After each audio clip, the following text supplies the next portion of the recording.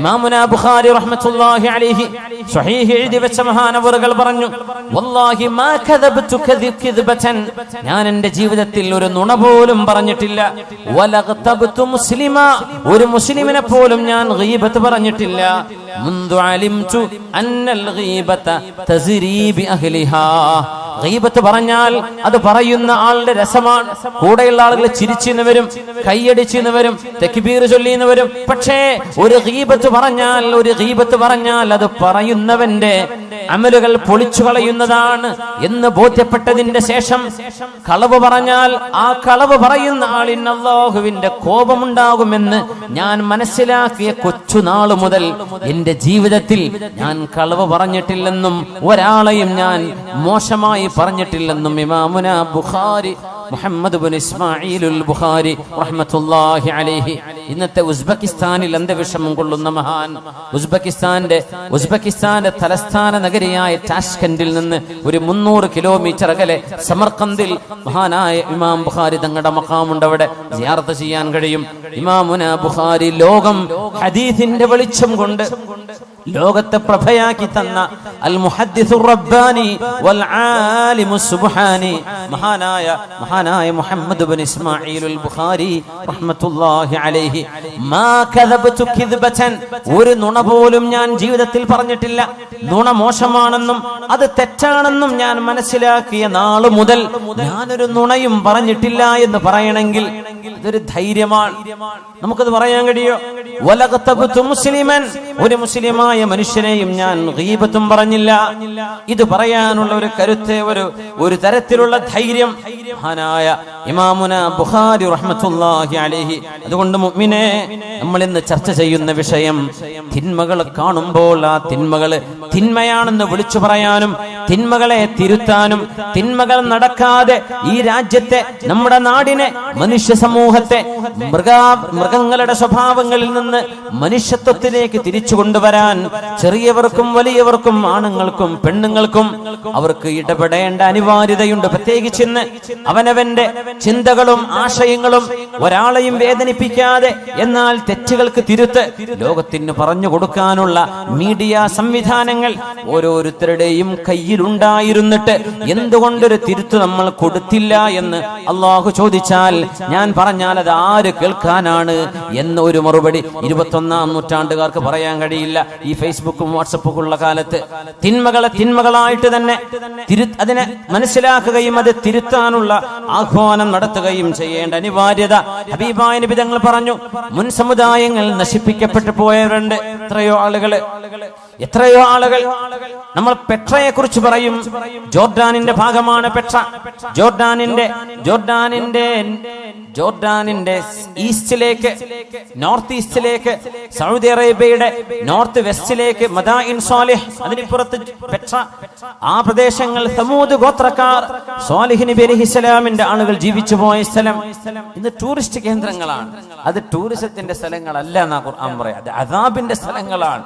നിങ്ങൾ അതിലൂടെ കടന്നു പോകുമ്പോ ഇല്ല അൻതും ബാഖൂൻ, കരഞ്ഞുകൊണ്ടല്ലാതെ സ്വഹാബികളെ ഇതിലെ കടന്നു പോകരുത് എന്ന് നബി തങ്ങൾ തബൂക്കിലേക്ക് പോകുമ്പോൾ പറഞ്ഞു കൊടുത്തിട്ടുണ്ട് സല്ലല്ലാഹു അലൈഹി വസല്ലം.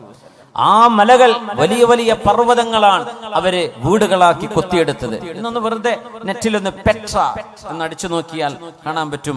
സമൂദുകാർ യൻഹിതൂന മിനൽ ജിബാലി ബുയൂത, അവര് പർവ്വതങ്ങളെ തുരന്ന് വീടുണ്ടാക്കിയവരാണ് എന്ന് ഖുർആൻ പറഞ്ഞതിനെ ശരിക്കും കാണണമെങ്കിൽ ഒരു ഗൂഗിൾ ഇമേജസിൽ പെട്ര PETRA പെട്ര എന്ന് അടിച്ചു കൊടുത്താൽ മനസ്സിലാവും.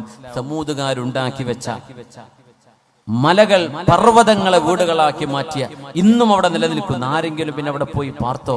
ആരും പാർത്തില്ല. എന്തേ? ആ സമുദായം നശിപ്പിക്കപ്പെട്ടു പോയവരാണ്. പിന്നെ ആരും അവിടെ അനന്തരെടുത്തിട്ടില്ല. വാപ്പാന്റെ വീട് വലിയ വലിയ മാമലകളാണ്, വലിയ ജനലും വാതിലുമുള്ള വലിയ വീടുകളായി കോട്ടകളാക്കി ഇവർ പണിതത്. ആരെങ്കിലും പാർത്തോ? ഇല്ല. അല്ലാഹു നശിപ്പിച്ചു. ഇറ്റലിയുടെ ഭാഗമായ ഒരു സ്ഥലമുണ്ട്, പ്യൂംപി എന്ന് പറയുന്ന സ്ഥലം. പ്യൂംപി വ്യഭിചാരം പച്ചയായി തെരുവുകളിൽ വ്യഭിചാരം നടത്തിയ ആളുകളാണ്. ആ വ്യഭിചാരത്തിൽ പ്രത്യേകത, എല്ലാ അങ്ങാടികളുടെ ചുമരുകളിലും പുരുഷനും സ്ത്രീയുടെയും നഗ്നമായ രൂപങ്ങളും ചിത്രങ്ങളും പച്ചയായി എഴുതി വെച്ചിരുന്ന ചിത്രപ്പണി എടുത്തിരുന്ന പ്യൂംപി എന്ന് പറയുന്ന നാട്ടുകാർ ഇറ്റലിക്കാരാണ്. ആ നഗരം അള്ളാഹു നശിപ്പിച്ചത്. ഇന്ന് അവിടെ ചരിത്രാവശേഷിപ്പുകളുണ്ട്. എന്താ? ആ പ്യൂംപിയിലേക്ക് കടക്കുമ്പോ ചെറിയ മക്കളെ, അതൊരു ഒരു മ്യൂസിയം സിറ്റിയാണിന്ന്. അല്ലാഹു തആല പാറകൾക്കുള്ളിലെ തിളച്ചുമറിയുന്ന ഭൂമിക്കുള്ളിലെ ലാവ, അഗ്നിപർവ്വതം ഉണ്ടാകുമ്പോഴുണ്ടാകുന്ന ലാവ പ്യൂംപി നഗരത്തിലേക്ക് അടിച്ചു വന്ന് വ്യഭിചാരത്തിൽ ഏർപ്പെട്ടിരുന്ന ആണിന്റെയും പെണ്ണിന്റെയും ദേഹത്തിലൂടെ ആ ചുട്ടുപൊള്ളുന്ന കുഴമ്പ് പോലെയുള്ള പാറയുടെ അള്ളാഹുവിന്റെ ഈ ലാവയുടെ ആ ഒരു ലായനി ദേഹത്തുകൂടെ കവിഞ്ഞു പോയപ്പോ കിടന്ന കിടപ്പിൽ കല്ലുകളായി മാറിയ മനുഷ്യന്മാർ ഇന്നും ആ മ്യൂസിയം പോലെയുള്ള ഈ പ്യൂംപിയിലേക്ക് ചെറിയ കുട്ടികളെ കൊണ്ടുപോകില്ല. എന്തേ?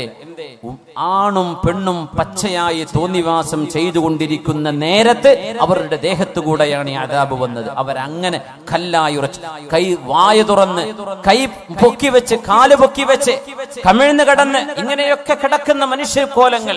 ഇന്നും മനുഷ്യന്റെ രൂപം അതുപോലെ ആ തടി അങ്ങ് കല്ലായി പോയി. പ്യൂംപി ഒന്ന് ഗൂഗിൾ ഇമേജ് നോക്കും. പ്യൂംപിയിലെ മനുഷ്യന്മാർ അത് കാണേണ്ട അദാബ് എങ്ങനെ വന്നു എന്ന് അല്ലാഹു പറയുന്നുണ്ട്. അല്ലാഹു സുബ്ഹാനഹു വ തആലയുടെ അദാബ് വന്ന അത്ഭുതങ്ങൾ ഒരുപാടില്ലേ ലോകത്ത്. എന്തേ? അല്ലാഹു തിന്മകളെ പൊറുപ്പിക്കൂല. ഹബീബായ നബിയുടെ ദുആയുണ്ട് ഉമ്മത്തിന് വേണ്ടി. ആ ദുആയുടെ ബലത്തിലാണ് അല്ലാഹു പെട്ടെന്നുള്ള അദാബ് ഇറക്കാത്തത്. വിശുദ്ധ നബി തങ്ങൾ പറഞ്ഞു, ഇന്നമാ ഹലകല്ലദീന മിൻ ഖബ്ലികും, നിങ്ങളുടെ മുൻഗാമികൾ നശിക്കാൻ കാരണം. അബൂ ദാവൂദ് റഹ്മഹുല്ലാ സുനനിൽ കൊണ്ടുവന്ന ഹദീസ്. നിങ്ങളുടെ മുൻഗാമികൾ അല്ലാഹു നശിപ്പിച്ചത്, ഒരു മനുഷ്യൻ തന്റെ കൂട്ടുകാരൻ തിന്മ ചെയ്യുമ്പോ നീ അത് ചെയ്യല്ലേ എന്ന് പറയും. കള്ളുടിക്കുന്നോട് നീ കുടിക്കല്ലേ എന്ന് പറയും. വ്യഭിചരിക്കുന്നവോട് വ്യഭിചരിക്കല്ലേ എന്ന് പറയും. പെണ്ണുങ്ങളുടെ പിന്നാലെ നടക്കുന്നോട് നീ ചെയ്യല്ലടോ, മോശല്ലേ എന്ന് പറയും. പിന്നെ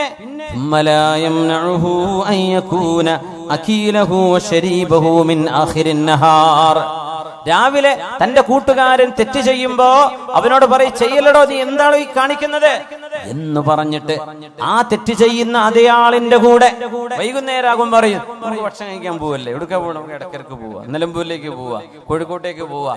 എന്നിട്ട് ഈ ആ തെറ്റ് ചെയ്തവൻ അവനോടായി വന്ന് രാവിലെ പറഞ്ഞത് നീ ചെയ്ത് തെറ്റാണത്, ചെയ്യല്ലേ എന്ന് പറഞ്ഞ അവന്റെ കൂടെ ആ തെറ്റിഷ്ടപ്പെടുന്നവനോട് കൂടെ തന്നെ പോയി ഭക്ഷണം കഴിക്കുകയും കൂടെ ഇരുന്ന് വെള്ളം കുടിക്കുകയും ചെയ്യും. തിന്മ ചെയ്യുന്ന ആളുകളോട് വെറുപ്പില്ലാതിരിക്കുക. വിഷയം ഗൗരവത്തിൽ നമ്മൾ മനസ്സിലാക്കണം. നമ്മൾ തെറ്റ് ചെയ്യുന്നുണ്ടോ ഇല്ലേ എന്നതിനപ്പുറം തെറ്റിനോട് നമ്മുടെ മനസ്സിൽ ഇഷ്ടമുണ്ടോ ഇല്ലേ എന്നാ ചോദിക്കേണ്ടത്.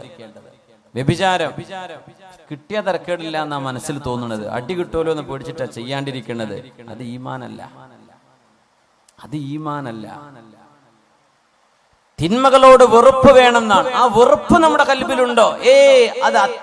ഇന്നഹു കാന ഫാഹിഷതൻ വസാഅ സബീലാ, അല്ലാഹു മോശമാണ്, വളരെ മോശമാണ് എന്ന് അല്ലാഹു പറഞ്ഞത് ഞാൻ എന്റെ ജീവിതത്തിലേക്ക് കൊണ്ടുവന്ന എന്റെ ഭാര്യയല്ലാതെ എന്റെ ശരീരത്തിന്റെ രഹസ്യങ്ങൾ അറിയാൻ മറ്റൊരാളില്ല എന്ന് നമ്മുടെ കൽബിൽ നമ്മൾ ഉറക്കുന്നുണ്ടോ?